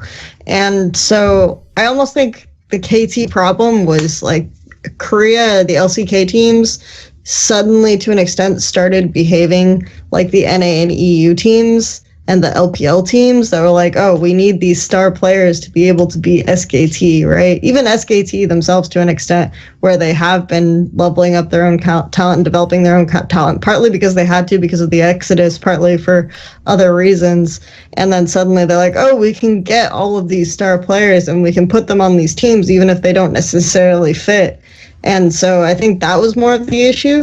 If you have these team players going to other places, I think the LCK teams can be very intelligent about how they do this, because to an extent, these players were raised in this kind of system that developed them this way, right? They were very deliberate about, okay, if we have Deft and this system, like Dade and Pawn is more of a stylistic swap. Like, how are we going to play this blue versus white? Yeah, I mean, obviously there's a controversy behind all of that statement and everything else.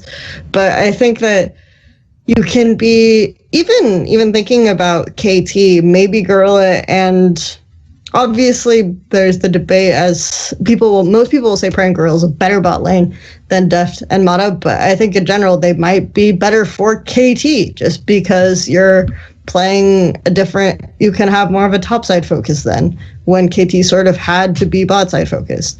So there are ways to play around this that I think, if they make intelligent moves, which I don't necessarily think the roster moves that were made between 2016 and 2017 and LCK were like the smartest ones all around. If they make smart moves, then yeah, I think that these players are talented enough and strong enough to create like some really strong teams, or to have like a set, like putting Mata on a team full of rookies, I think would be something really interesting to see. Like, you could see Orange RNG players really praised him, and he had that experience. And like, imagine if he could talk to them rather than having to take them into like custom games and show them stuff.